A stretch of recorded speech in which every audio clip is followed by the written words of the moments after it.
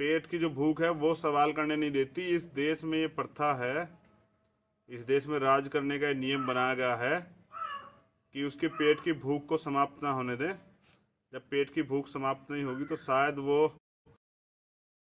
की भूख उसकी अगर समाप्त हो जाएगी तो शायद वो कोई सवाल उठाए। तो सबसे उसको इतना कमजोर रखा जाए गरीब को।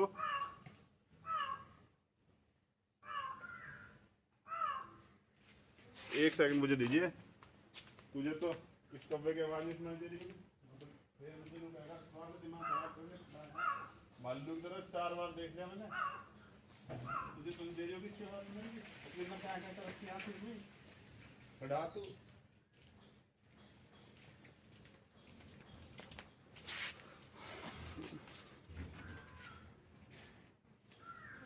जब भी मुझे जाना पड़ा था किसी कारण से, मैं फिर वापस लौटा हूँ आप लोगों के बीच में। मैं ये कह रहा था कि हमारे जो लोग हैं उनके पेट में भूख है, और जिसके पेट में भूख होती है, जिसके घर में इतनी सारी समस्याएं होती हैं, जिसको रोज़ कमाने जाना होता है, वो सवाल नहीं खड़ा करता।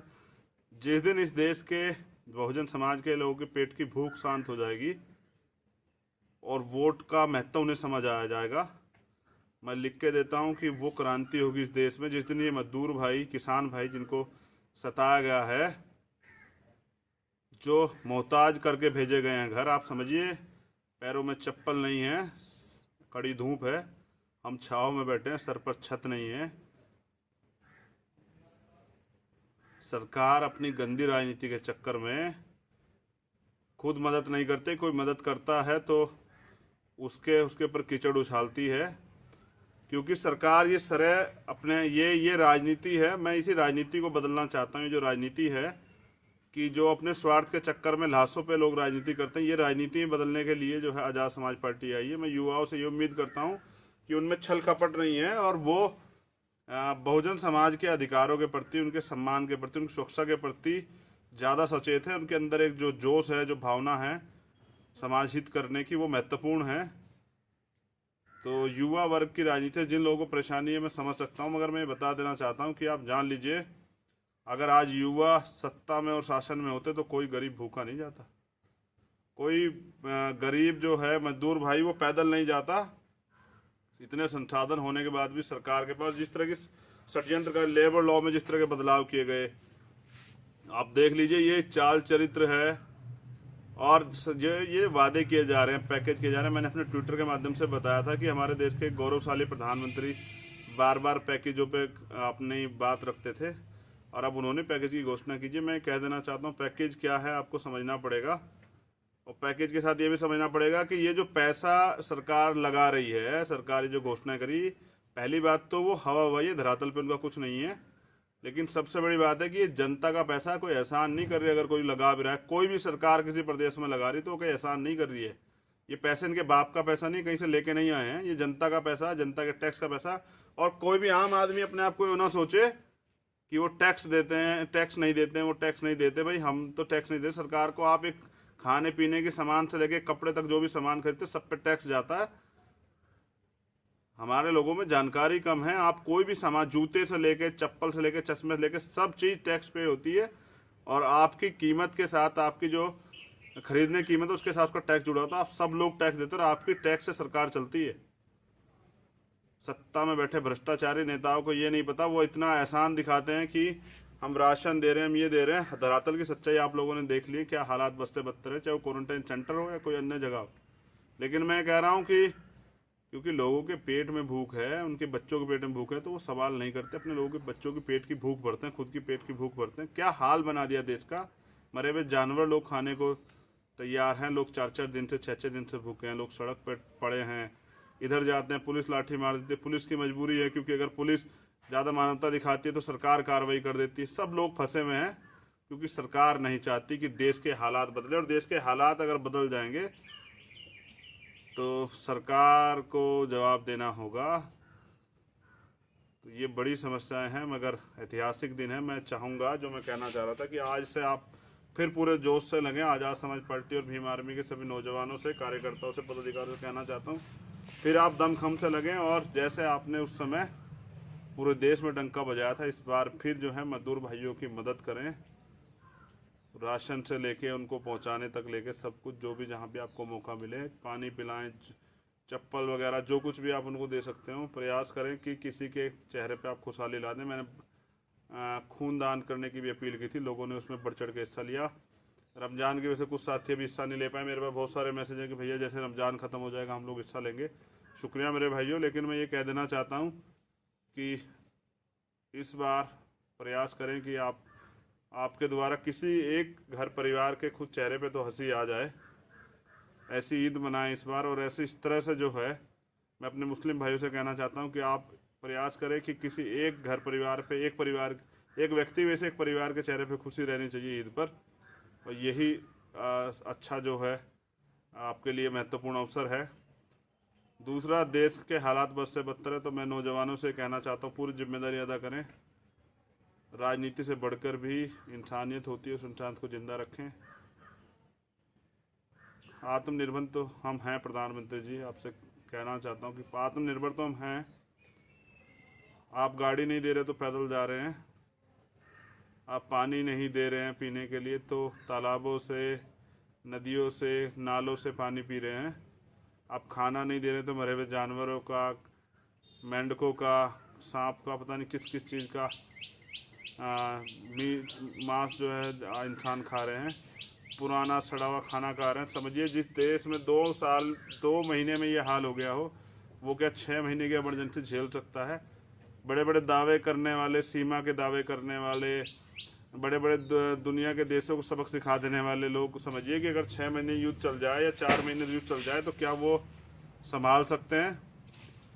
तो हालात अच्छे नहीं हैं। मैं उम्मीद करता हूं कि बहुजन समाज के युवाओं से, जिस तरह से आज सब आंख फैलाकर, पलके फैलाकर देख रहे हैं, आंखों से जो है देख रहे हैं कि कोई मददगार साबित हो, तो ऐसे समय में आप मत चूकिए। हर व्यक्ति की ज़िंदगी में एक अवसर होता है गरीबों की मदद करने का, किसी के चेहरे पे हंसी लाने का, किसी को सुख देने का। वो मौका है, उसे निभाइए। और झूठी है सरकार, निकम्मी है सरकार, मुझे कहने में कोई परहेज नहीं है, जो सच है वो कहूँगा मैं। ये निकम्मी और झूठी सरकार, पूंजीपतियों की सरकार, इस देश के 90% गरीबों से मजाक कर रही है। 10% पूंजीपतियों के लिए लोन की और पता नहीं क्या क्या व्यवस्थाएं करा रही है। ये गरीबों के हित की सरकार नहीं है, ये बहुजनों के हित की सरकार नहीं, किसान के, जवान के, बेरोजगार के, मजदूर के, किसी के हित की सरकार नहीं है। लोग परेशान हैं, मिडिल क्लास के लोग सबसे ज़्यादा परेशान हैं। मैं अपने साथियों से चर्चा कर रहा था तो चर्चा ये थी कि गरीब थोड़े से जो हैं वो बेचारे, उनकी लोग मदद कर पा रहे हैं, लेकिन मिडिल क्लास जो है वो तो घर से बाहर नहीं निकल पा रहा है। स्वाभिमान की परवाह करते हुए, थोड़े सम्मान की परवाह करते हुए वो किसी के हाथ नहीं फैला सकता, तो उसके हालात बद से बदतर है। कुछ लोग सुसाइड कर रहे हैं। कोरोना से ज़्यादा देश में लोग जो है सुसाइड से और भूख से मरे, आप समझ रहे हैं। और जैसा मैंने बताया था आपको कि लोकतंत्र में सरकार की जिम्मेदारी होती है कि उस प्रदेश में, अगर प्रदेश की सरकार, उस प्रदेश में रहने वाले अंतिम व्यक्ति को भी, आखिरी व्यक्ति को भी, या प्रत्येक व्यक्ति को रोटी, कपड़ा, मकान, उसकी चिकित्सा, उसकी शिक्षा, उसका रोजगार और उसको सुरक्षा जो है दे। ये 7 चीज़ें कंपलसरी कहता है कॉन्स्टिट्यूशन, मिलनी चाहिए। ये हमारा फंडामेंटल राइट्स है। मगर समझिए कि इसी देश में आपको यात्रा करने के लिए व्हीकल नहीं मिलेगा।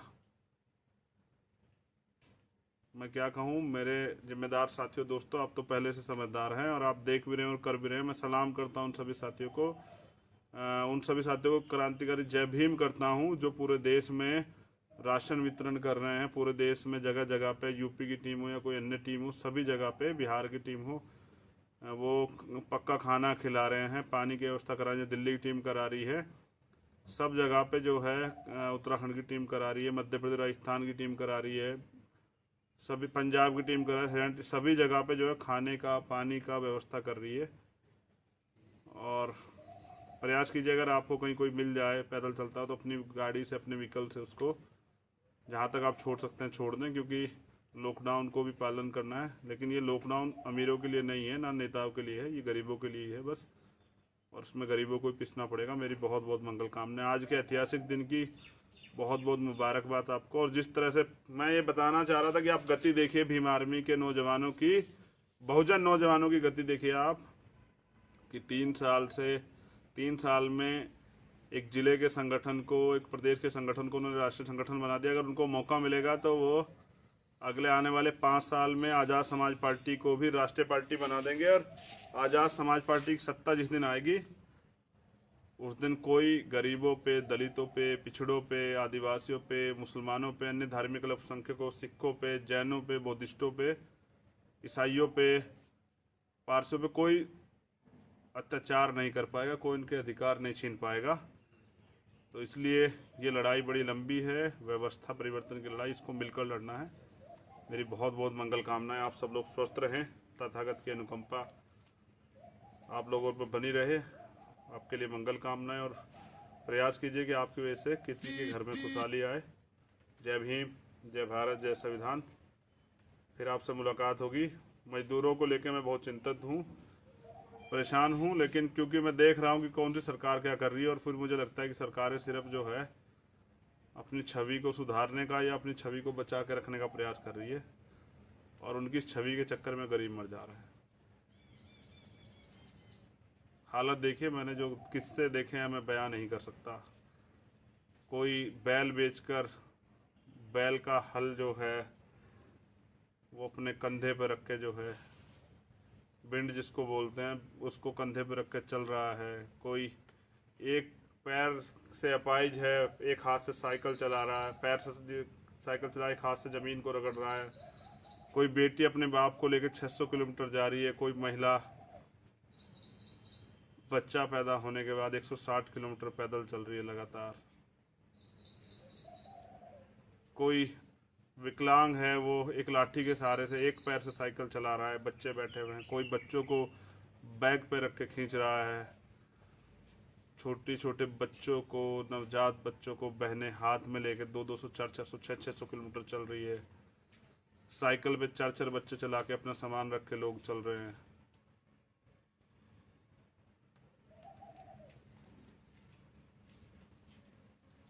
और कोरोना वॉरियर्स का भी सम्मान कीजिए।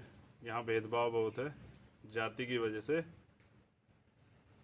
जहाँ अन्य लोगों को, कोरोना वॉरियर्स को कुछ होता है उनको भी सलाम करते हैं। उनको सरकार, दिल्ली गवर्नमेंट ने जैसे 1 करोड़ रुपए का मुआवजा दिया, वहीं एक सफाई कर्मचारी परिवार से जिसकी डेथ हुई है, जिस भाई की डेथ हुई, उसके बच्चे को सरकार कहती है 10 लाख रुपए लेने हैं तो ले लो वरना निकल जाओ। तो समझिए किस तरह का भेदभाव है। आप लॉकडाउन की आड़ में जो फ़ायदा ये उठा रहे हैं, ये इसका जवाब आपको देना पड़ेगा। लॉकडाउन खुलते ही इसका जवाब आज़ाद समाज पार्टी आपसे लेगी, भीम आर्मी आपसे लेगी।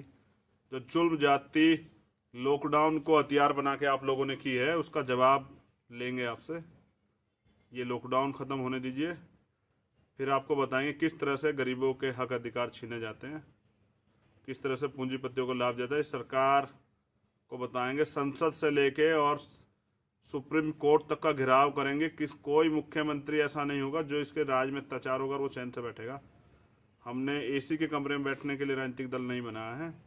बहुजन हिताय बहुजन सुखाय की नीतियों को आगे बढ़ाने के लिए, बहुजन समाज को सत्ता में स्थापित करने के लिए, और बहुजन समाज के युवाओं को अवसर देने के लिए कि वो अपने समाज का भला कर सके और अपने समाज को आगे बढ़ा सके, इसलिए राजनीतिक दल का निर्माण किया है। आने वाला कल, प्रधानमंत्री जी एक बात कह रहे थे मगर झूठ बोल रहे थे कि आने 21वीं सदी हिंदुस्तान की, ये गलत है बात। थोड़ा सा इसको सुधार देता हूँ। जो बाबा साहब कह रहे 21वीं सदी इस देश में बहुजन समाज की है, कमज़ोर वर्ग के लोगों की है, मजलूमों की है। ये बाबा साहब कह गए 21वीं सदी इस देश में बहुजनों की है, हमारी है। और प्रधान मिनिस्टर उस बात को थोड़ा सा बदल रहे थे। क्या करें, वो उनकी आदत है झूठ बोलने की और बदलने की, इतिहास से छेड़छाड़ करने की। यही तो आरएसएस की प्रथा रही है। तो आप ख्याल रखिए, मंगल कामनाएं। युवाओं से मैं कहना चाहता हूँ, अवसर है आप पे अपने मुल्क को बचाने का, अपने देश को बचाने का, और बहुजन विचारधारा को जिंदा रखने का, अपने महापुरुषों के आंदोलन को, कारवा को जिंदा रखने का। बाकी तो सब मुल्क में बेहतर है।